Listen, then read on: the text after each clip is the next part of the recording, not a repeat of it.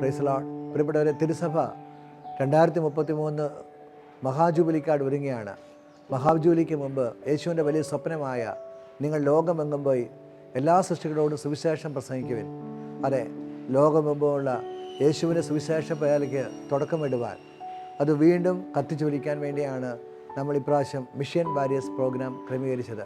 ദൈവകൃപയാൽ ആ ദർശനം ഏറ്റെടുത്തുകൊണ്ട് എല്ലാ ജനതകളെയും സ്നേഹിച്ച് അവർക്ക് യേശുവിനെ കൊടുക്കുവാൻ, എല്ലാവരെയും അന്ത്യവിധിനാളിൽ യേശുവിനോടൊപ്പം ദൈവത്തോടൊപ്പം കാണുവാൻ നമ്മൾ ആഗ്രഹിക്കുന്നു. അതിനുവേണ്ടി പ്രാർത്ഥിക്കുന്നു, പ്രവർത്തിക്കുന്നു.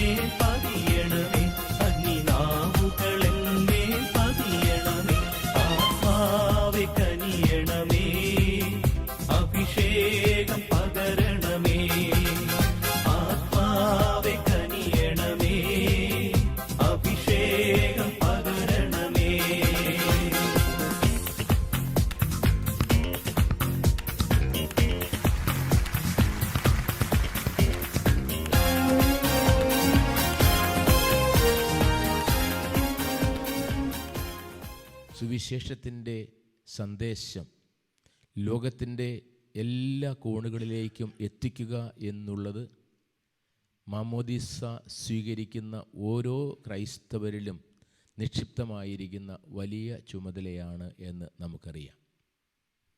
അതുകൊണ്ട് തന്നെ മിശിഹായുടെ മഹത്തായ ആ രക്ഷണീയ കർമ്മത്തിൻ്റെ മഹാജൂബിലിയിലേക്ക് ഒരുക്കത്തോടുകൂടി പ്രവേശിക്കുവാനും അവിടെ ലോകത്തിൽ എല്ലായിടത്തും സുവിശേഷത്തിൻ്റെ ദീപം എത്തിക്കുവാനുമുള്ള ചുമതല പ്രത്യേകം ഏറ്റെടുത്തിരിക്കുന്നവരായ നമുക്ക് അതിനുള്ള കൃപകൾ ദൈവം സമൃദ്ധമായി നൽകുവാനായിട്ട് പ്രാർത്ഥിക്കാം.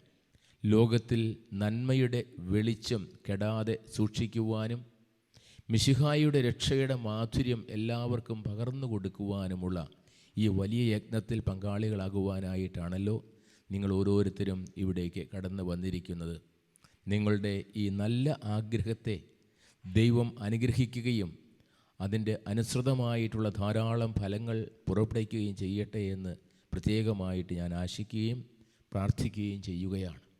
നിങ്ങൾ ഓരോരുത്തരും സുവിശേഷ ദീപ്തിയാൽ പ്രകാശിതരായി ലോകത്തിൽ ജീവിക്കുന്ന സുവിശേഷമാകുവാനായിട്ട് ദൈവം കൃപ നൽകട്ടെ.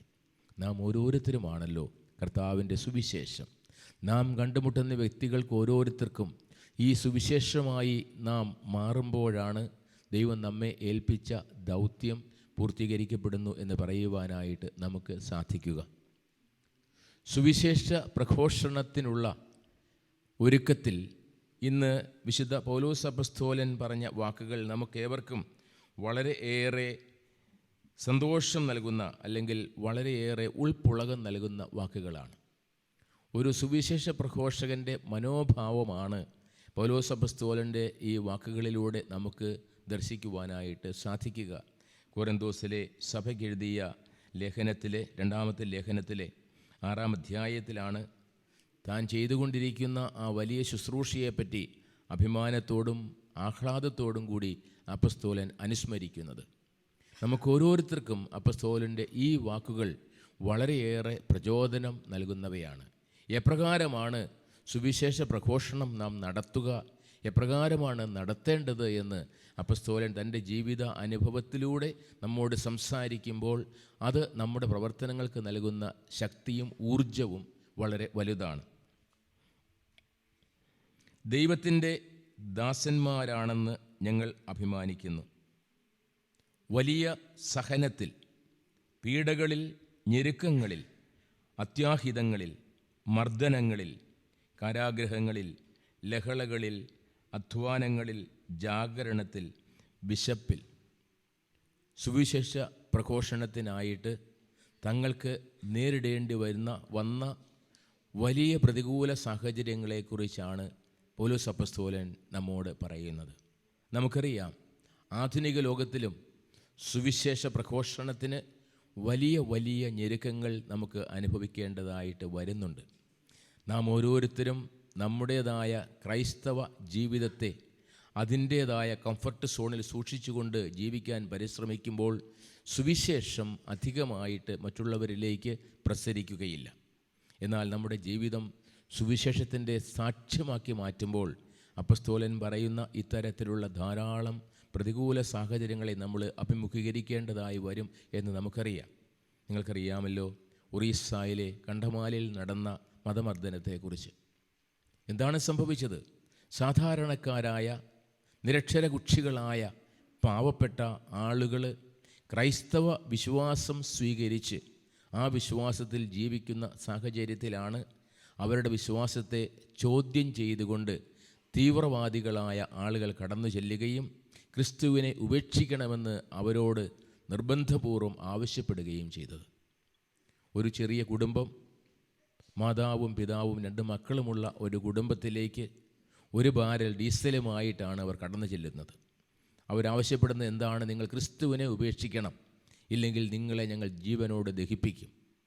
അപ്പോൾ ആ സാധുക്കളായ മനുഷ്യർ അവരോട് പറഞ്ഞു, ക്രിസ്തു ഞങ്ങൾക്ക് ഒരു ദോഷവും വരുത്തിയിട്ടില്ല എന്ന് മാത്രമല്ല, ഞങ്ങളുടെ ജീവിതത്തിൻ്റെ ശക്തിയും ആശാകേന്ദ്രവും ക്രിസ്തുവാണ്. അതുകൊണ്ട് ക്രിസ്തുവിനെ ഉപേക്ഷിച്ചുള്ള ജീവിതം ഞങ്ങൾ ആഗ്രഹിക്കുന്നില്ല എന്ന് പറഞ്ഞു.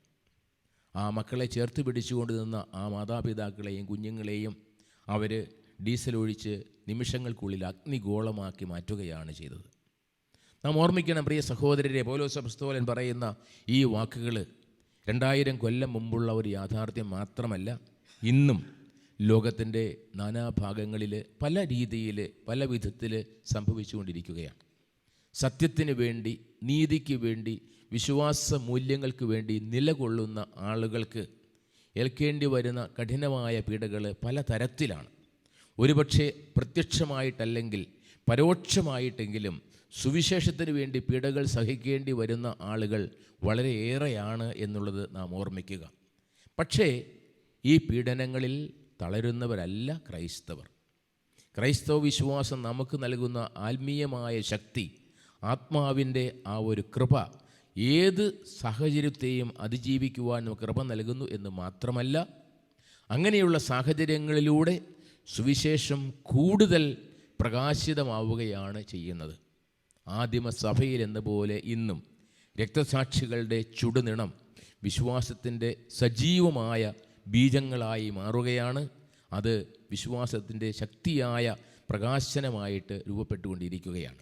അതുകൊണ്ട് പൗലോസ് അപ്പോസ്തലൻ പറയുന്ന ഈ വാക്കുകൾ നമുക്ക് ആത്മാർത്ഥമായിട്ട് ധ്യാനിക്കുവാനും ചിന്തിക്കുവാനും, നമ്മുടെ സുവിശേഷ വേലയിൽ ഉണ്ടാകുന്ന സാഹചര്യങ്ങൾ എല്ലാം ഇത്രമാത്രം കഠിനമാകണമെന്നില്ല. ഏതായിരുന്നാലും, ഏതു തരത്തിലുള്ള സാഹചര്യം ഉണ്ടായിരുന്നാലും അവയെ ധൈര്യപൂർവ്വം നേരിടുവാനുള്ള ശക്തി നൽകുവാനായിട്ട് ദൈവത്തോട് പ്രാർത്ഥിക്കുക. ആ ശക്തി ദൈവം നമുക്ക് നൽകുമ്പോൾ നമുക്ക് സുവിശേഷത്തിന് സജ്ജരായിട്ട് പ്രവർത്തിക്കുവാനായിട്ട് സാധിക്കും. അപ്പോസ്തലൻ പറയുകയാണ്, എന്തൊക്കെയാണ് നമുക്ക് ഈ സുവിശേഷ പ്രഘോഷണത്തിൽ ആവശ്യമായിരിക്കുന്നത്? ശുദ്ധതയിൽ, ജ്ഞാനത്തിൽ, ക്ഷമയിൽ, ദയയിൽ, പരിശുദ്ധാത്മാവിൽ, നിഷ്കളങ്ക സ്നേഹത്തിൽ, സത്യസന്ധമായ വാക്കിൽ, ദൈവത്തിൻ്റെ ശക്തിയിൽ, വലത് കൈയിലും ഇടത് കൈയിലുമുള്ള നീതിയുടെ ആയുധത്തിൽ. ഇവയെല്ലാമാണ് സുവിശേഷ പ്രഘോഷണത്തിന് നമുക്കുള്ള ഏറ്റവും നല്ല ഉപകരണങ്ങൾ. അപ്പോൾ നമ്മുടെ ജീവിതത്തിൽ ഉണ്ടാകേണ്ട വിശുദ്ധിയെക്കുറിച്ച്, നമ്മുടെ ജീവിതത്തിൽ ദൈവത്തോടുണ്ടായിരിക്കേണ്ട ആ ഒരു വലിയ പ്രതിബദ്ധതയെക്കുറിച്ച് ഒക്കെ വളരെ ശക്തമായ രീതിയിൽ അപ്പോസ്തലൻ നമ്മെ ഓർമ്മിപ്പിക്കുകയാണ്. ക്രൈസ്തവ ജീവിതം അത് വിശുദ്ധിയിലും നന്മയിലും സ്നേഹത്തിലും കാരുണ്യത്തിലുമൊക്കെ അധിഷ്ഠിതമായിരിക്കണം. അല്ലെങ്കിൽ നമ്മുടെ വാക്കുകൾക്ക് ശക്തി ഉണ്ടാവുകയില്ല, നമ്മുടെ സാക്ഷ്യം ദുർബലമാകും. അങ്ങനെ ദുർബലമാകാതിരിക്കണമെങ്കിൽ നാം ക്രിസ്തീയ മൂല്യങ്ങളെ നമ്മുടെ ജീവിതത്തിൽ നിരന്തരം ജീവിക്കുകയും പ്രകാശിപ്പിക്കുകയും ചെയ്യുന്ന ആളുകളാകണം. അപ്പോൾ ആ ജീവിതത്തിലൂടെ തന്നെ സുവിശേഷം നിരന്തരം പ്രഘോഷിക്കപ്പെടുകയാണ് ചെയ്യുന്നത്. ഒരുപക്ഷെ മറ്റുള്ളവർ നമ്മെ കാണുകയും മനസ്സിലാക്കുകയും ചെയ്യുന്നതിൽ നിന്ന് വ്യത്യസ്തമായ ഒരു ആനന്ദവും ആത്മീയമായ സന്തോഷവും അനുഭവിക്കുന്നവരാണ് സുവിശേഷം ജീവിക്കുന്നവർ എന്നുള്ളത് നാം ഓരോരുത്തരും തിരിച്ചറിയേണ്ടത് ആവശ്യമാണ്. അങ്ങനെ ആ ആത്മീയ സന്തോഷത്തിൽ സുവിശേഷം ജീവിച്ചുകൊണ്ട് വേണം നാം സുവിശേഷം പ്രഘോഷിക്കുവാനായിട്ട്. ബഹുമാനത്തിലും അപമാനത്തിലും സൽകീർത്തിയിലും ദുഷ്കീർത്തിയിലും ഞങ്ങൾ അഭിമാനിക്കുന്നു. വഞ്ചകരെ പോലെ ഞങ്ങൾ കരുതപ്പെടുന്നു, എങ്കിലും ഞങ്ങൾ സത്യസന്ധരാണ്. ഞങ്ങൾ അറിയപ്പെടാത്തവരെ പോലെയാണെങ്കിലും അറിയപ്പെടുന്നവരാണ്. മരിക്കുന്നവരെ പോലെയാണെങ്കിലും ഇതാ ഞങ്ങൾ ജീവിക്കുന്നു. ശിക്ഷിക്കപ്പെട്ടവരെ പോലെയാണെങ്കിലും വധിക്കപ്പെട്ടിട്ടില്ല. ഞങ്ങൾ ദുഃഖിതരെ പോലെയാണെങ്കിലും സദാ സന്തോഷിക്കുന്നു. ദരിദ്രരെ പോലെയാണെങ്കിലും അനേകരെ സമ്പന്നരാക്കുന്നു. ഒന്നുമില്ലാത്തവരെ പോലെയാണെങ്കിലും എല്ലാം ആർജിച്ചിരിക്കുന്നു. അതെ, ലോകത്തിൻ്റെ മുമ്പിൽ നമ്മെ ലോകം കാണുക വ്യത്യസ്തമായ കാഴ്ചപ്പാടുകളിലൂടെയാണ്. ലോകത്തിൻ്റെ നേട്ടങ്ങളുടെ പിന്നാലെയല്ല, ദൈവത്തിൻ്റെ കൃപയുടെ പിൻപിലാണ് നാം ജീവിക്കുന്നത്, അണിനിരക്കുന്നത് എന്നുള്ള ബോധ്യം നമുക്കുണ്ടായിരിക്കുക. അതുകൊണ്ട് മറ്റുള്ളവർ എങ്ങനെ കാണുന്നു, വിലയിരുത്തുന്നു, വീക്ഷിക്കുന്നു എന്നുള്ളതിനേക്കാൾ ദൈവം എന്നെ എപ്രകാരം കാണുന്നു, അറിയുന്നു, മനസ്സിലാക്കുന്നു എന്നുള്ളതായിരിക്കണം നമ്മുടെ ജീവിതത്തിൻ്റെ ശക്തി സ്രോതസ് എന്ന് അപ്പോസ്തലൻ നമ്മെ അനുസ്മരിപ്പിക്കുകയാണ്. സ്നേഹമുള്ള പ്രിയ സഹോദരങ്ങളെ, മിശിഹായുടെ സുവിശേഷത്തിൻ്റെ സാക്ഷികളാകുവാനായിട്ട് നാം ആഗ്രഹിക്കുന്നുവെങ്കിൽ വിശുദ്ധ പൗലോസ് അപ്പോസ്തലൻ്റെ ഈ വാക്കുകൾ നമുക്കെപ്പോഴും ഊർജം പകരുന്നവയാണ്. പ്രതികൂല സാഹചര്യങ്ങളിലും പ്രലോഭനങ്ങളിലും തളരാതെ സുവിശേഷത്തിൻ്റെ സാക്ഷികളായി വർത്തിക്കുവാനായിട്ട് അപ്പോസ്തലൻ്റെ ഈ ജീവിതത്തിൻ്റെ അനുഭവം നമുക്ക് കരുത്തു പകരണം. ആ കരുത്തോടു കൂടിയാകണം നാം സുവിശേഷം പ്രഘോഷിക്കേണ്ടത്. ആ കരുത്തോടുകൂടി സുവിശേഷം ജീവിക്കുമ്പോൾ ഒരു തിന്മയ്ക്കും അതിനെ നശിപ്പിക്കുവാൻ സാധ്യമല്ല. 2000 വർഷം മുൻപ് ആരംഭിച്ച കർത്താവിൻ്റെ കല്ലറയുടെ മുകളിൽ കല്ലുരുട്ടി വെച്ച് അവനെ എല്ലാ കാലത്തേക്കും പൂർണ്ണമായി ഇല്ലാതാക്കുവാൻ പരിശ്രമിച്ച ശക്തികളെ തോൽപ്പിച്ചുകൊണ്ട് ഉത്ഥാനത്തിൻ്റെ മഹത്വത്തിലേക്ക് ഉയർത്തെഴുന്നേറ്റ മിശിഹായിൽ വിശ്വസിച്ചുകൊണ്ട് നമുക്കും അവൻ്റെ സുവിശേഷ ചൈതന്യം ലോകത്തിൽ പ്രഘോഷിക്കുവാനായിട്ട് ജീവിക്കുവാനായിട്ട് പ്രത്യേകമായിട്ട് പരിശ്രമിക്കാം. ഇപ്രകാരം എല്ലാ പ്രതികൂല സാഹചര്യങ്ങളിലും അല്പം പോലും മനം തളരാതെ സുവിശേഷത്തിൽ ജീവിക്കുവാനുള്ള നമ്മുടെ പരിശ്രമങ്ങളിൽ നാം ഓർത്തിരിക്കേണ്ട ഒരു വലിയ സത്യം ഇന്നത്തെ സുവിശേഷത്തിലൂടെ ദൈവം നമ്മോട് പറയുന്നുണ്ട്. നാം ശ്രവിച്ചത് എന്താണ്? സ്നാപക യോഹന്നാൻ മിശിഹായ്ക്ക് നൽകുന്ന സാക്ഷ്യമാണ്. സ്നാപക യോഹന്നാൻ്റെ വാക്കുകളിലൂടെയും പ്രവൃത്തികളിലൂടെയും അവൻ തന്നെയാണ് മിശിഹ എന്നു കരുതിയ ജനങ്ങളോട് സ്നാപകൻ പറയുകയാണ്, ഞാനല്ല, ഞാനോ അവന് വഴിയൊരുക്കാൻ വന്നവനാണ്. അവൻ്റെ ചെരുപ്പിൻ്റെ വാറഴിക്കുവാൻ പോലും ഞാൻ യോഗ്യനല്ല. അങ്ങനെ താൻ ആർക്കു വേണ്ടി അയക്കപ്പെട്ടുവോ, ആർക്കു വേണ്ടി താൻ വഴിയൊരുക്കുന്നുവോ അവനെ ചൂണ്ടിക്കാണിച്ചുകൊണ്ട് പിന്നിലേക്ക് മാറുന്ന സ്നാപക യോഹന്നാനെയാണ് നാം കാണുക. പ്രിയമുള്ളവരെ, സുവിശേഷ പ്രവർത്തന വഴികളിൽ നമുക്കെപ്പോഴും മാതൃകയാകേണ്ട ഒരു വ്യക്തിയാണ് സ്നാപക യോഹന്നാൻ. നമുക്കറിയാം, ഇന്ന് ധാരാളം ആളുകൾ സുവിശേഷം പ്രഘോഷിക്കുന്നവരുണ്ട്. അനേകം വചനവേദികളിൽ നിന്ന് സുവിശേഷം പ്രഘോഷിക്കപ്പെടുന്നുണ്ട്. അതെല്ലാം ദൈവമഹത്വത്തിന് കാരണമാകട്ടെ എന്ന് പ്രാർത്ഥിക്കുന്നു. എന്നാൽ ഓരോരുത്തരും ഓർത്തിരിക്കേണ്ട ഒരു സംഗതി, എൻ്റെ മഹത്വമല്ല, എന്നെ അയച്ചവൻ്റെ മഹത്വമാണ് ഞാൻ അന്വേഷിക്കേണ്ടത് എന്നുള്ളതാണ്. ഞാനോ അയോഗ്യനും നിസ്സാരനുമാണ്, എന്നെ അയച്ചവൻ്റെ ചെരുപ്പിൻ്റെ വാറഴിക്കാൻ പോലും ഞാൻ യോഗ്യനല്ല. ഈ ഒരു മനോഭാവത്തോടു കൂടി, വിനീതമായ ഹൃദയത്തോടു കൂടി മിശിഹായെ പ്രഘോഷിക്കുവാനുള്ള ഒരു വലിയ ഉത്തരവാദിത്വം നാം ഏറ്റെടുക്കുക അനിവാര്യമാണ്. എങ്കിൽ മാത്രമേയുള്ളൂ സുവിശേഷം ആളുകളിലേക്ക് കടന്നു ചെല്ലുകയുള്ളൂ. നമുക്ക് അറിയാതെ ശ്രദ്ധ ലഭിക്കുകയും നമ്മൾ ആളുകളുടെ ശ്രദ്ധാകേന്ദ്രമാവുകയും ചെയ്യുമ്പോൾ പ്രലോഭകൻ വളരെയേറെ തന്ത്രപരമായിട്ട് മിശിഹായെ അകറ്റി നമ്മെ മുന്നിൽ നിർത്താൻ പരിശ്രമിക്കുമ്പോൾ, ഞാനല്ല, ഞാനോ അവൻ്റെ ശബ്ദം മാത്രമാണ്, അവന് വഴിയൊരുക്കാൻ വന്നവനാണ് എന്ന് പറയാനുള്ള ആ ഒരു ക്രിസ്തീയ മൂല്യം, ബോധ്യം നമ്മിലുണ്ടായിരിക്കുക ആവശ്യമാണ്. അങ്ങനെ നാം ജീവിക്കുകയും പ്രവർത്തിക്കുകയും ചെയ്യുമ്പോൾ മിശിഹായിലേക്ക് എല്ലാവരെയും ആനയിക്കുക എന്നുള്ള വലിയ ലക്ഷ്യത്തോടു കൂടി, ഞാനല്ല, ഞാൻ അയക്കപ്പെട്ടിരിക്കുന്നത് എനിക്ക് വേണ്ടിയല്ല, എന്നെ അയച്ച ദൈവത്തിൻ്റെ സ്വരം ജനത്തെ കേൾപ്പിക്കുവാനാണ് എന്ന ബോധ്യത്തോടു കൂടിയുള്ള സുവിശേഷ പ്രഘോഷണമാണ് യഥാർത്ഥത്തിൽ ഫലം നൽകുന്നത് എന്നുള്ളത് നാം ഓർമ്മിക്കുക. അതുകൊണ്ട് പ്രിയമുള്ള സഹോദരി സഹോദരന്മാരെ, ഈ ദിവസങ്ങളിൽ നമുക്ക് പരിശുദ്ധാത്മാവ് നൽകുന്ന വലിയ കൃപയിൽ പങ്കുചേർന്നുകൊണ്ട് നമ്മെ ഓരോരുത്തരെയും സുവിശേഷത്തിൻ്റെ നല്ല ഉപകരണങ്ങളാക്കി മാറ്റുവാൻ, ജീവിക്കുന്ന സാക്ഷ്യങ്ങളാക്കി മാറ്റുവാനായിട്ട് നമുക്ക് പ്രത്യേകം പരിശ്രമിക്കാം. പരിശുദ്ധാത്മാവിൻ്റെ കൃപ നമ്മുടെ മേൽ ധാരാളമായി ചൊരിയപ്പെടട്ടെ. നമ്മുടെ ഓരോരുത്തരുടെയും ജീവിത സാഹചര്യങ്ങളിലും സന്ദർഭങ്ങളിലും സുവിശേഷം ജീവിക്കുക എന്നുള്ളതാണ് ദൈവം ആഗ്രഹിക്കുന്നത്. ഒരുപക്ഷെ സാധിക്കുന്ന ആളുകൾ സുവിശേഷ പ്രഘോഷണത്തിനായിട്ട് മറ്റു സ്ഥലങ്ങളിലേക്ക് പോകുന്നു, അവിടെ സുവിശേഷം പ്രഘോഷിക്കുന്നു.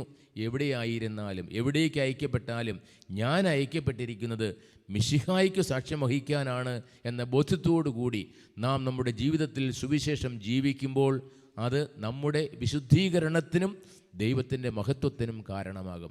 സഭ മുഴുവൻ ആത്മീയ ചൈതന്യത്തിൽ വളർന്ന് വിശുദ്ധിയിലേക്ക് പുരോഗമിക്കണം എന്നാണ് പരിശുദ്ധ പിതാവ് ഫ്രാൻസിസ് മാർപ്പാപ്പ നമ്മെ ഓർമ്മിപ്പിക്കുന്നത് നമുക്കറിയാമല്ലോ. ആനന്ദിച്ച് ആഹ്ലാദിക്കുവൻ എന്നുള്ള തൻ്റെ അപ്പസ്തോലിക ലേഖനത്തിലൂടെ ഓരോ ക്രൈസ്തവനും എപ്രകാരമാണ് വിശുദ്ധിയുടെ ദീപങ്ങളായി പ്രകാശിക്കാൻ സാധിക്കുക എന്ന് ലളിതമായ ഭാഷയിൽ പരിശുദ്ധ പിതാവ് നമ്മോട് പറയുന്നുണ്ട്. നമുക്കെല്ലാവർക്കും ഒപ്പിയെടുക്കാവുന്ന സാധാരണ ജീവിത സാഹചര്യങ്ങൾ വിശുദ്ധിയിലേക്കുള്ള വഴികളാണെന്ന് നമ്മെ അനുസ്മരിപ്പിക്കുന്നു പരിശുദ്ധ പിതാവ്. അതുകൊണ്ട് പ്രിയമുള്ളവരെ, വിശുദ്ധിയിലേക്ക് വളർന്നുകൊണ്ട് മാത്രമേ നമുക്ക് സുവിശേഷത്തിൻ്റെ പ്രഘോഷകരാകുവാൻ സാധിക്കുകയുള്ളൂ. ജീവിത സാഹചര്യങ്ങളെ വിശുദ്ധിയുടെ പരിമളത്താൽ സമ്പന്നമാക്കുവാനായിട്ട്, വിശുദ്ധിയുടെ പ്രകാശത്താൽ പ്രശോഭിപ്പിക്കുവാനായിട്ട് നമുക്ക് പരിശ്രമിക്കാം. സാധാരണ ജീവിതത്തിൻ്റെ ഓരോ നിമിഷങ്ങളും വിശുദ്ധിയിലേക്കുള്ള വിളിയും വിശുദ്ധിയിലേക്കുള്ള അവസരവുമാണ് എന്ന തിരിച്ചറിവോടുകൂടി ജീവിക്കുവാനായിട്ട് നമുക്ക് പ്രത്യേകം പരിശ്രമിക്കാം. സുവിശേഷ പ്രഘോഷണത്തിന് ദൈവം നൽകുന്ന എല്ലാ അവസരങ്ങളും ഉപയോഗിക്കുവാനായിട്ട് നമുക്ക് ആത്മാർത്ഥമായി പരിശ്രമിക്കാം. പ്രതികൂല സാഹചര്യങ്ങൾ ഉണ്ടാകാം, പ്രത്യേക ചുറ്റുപാടുകൾ ഉണ്ടാകാം, ക്ലേശങ്ങളും ഞെരുക്കങ്ങളും ഒക്കെ അപ്പസ്തോലൻ്റെ വാക്കുകളിൽ പറയുന്നത് പോലെ ധാരാളം സാഹചര്യങ്ങൾ ഉണ്ടാകാം. അവയിലൊന്നും നിരാശരാകാതെ, അവയിലൊന്നും മനസ്സുമെടുക്കാതെ കർത്താവിൻ്റെ സുവിശേഷം പ്രഘോഷിക്കുന്നതാണ് എനിക്ക് ആനന്ദം എന്നുള്ള ആ ആത്മബോധത്തോടു കൂടി നമുക്ക് സുവിശേഷത്തിൻ്റെ പ്രഘോഷകരായി തീരുവാനായിട്ട് ആത്മാർത്ഥമായി പരിശ്രമിക്കാം. പരിശുദ്ധാത്മാവിൻ്റെ കൃപ നമ്മെ ഓരോരുത്തരെയും അതിന് ശക്തരാക്കട്ടെ, അതിന് നമുക്ക് ധൈര്യം നൽകട്ടെ. അങ്ങനെ കർത്താവിനോട് ചേർന്ന് അവൻ്റെ രക്ഷാകരമായ സുവിശേഷം പ്രഘോഷിച്ച് നമ്മുടെ ജീവിതം സമ്പന്നമാക്കുവാനും ദൈവരാജ്യം ഭൂമിയിൽ ആഗതമാക്കുവാനും നമുക്ക് ആത്മാർത്ഥമായി പരിശ്രമിക്കാം.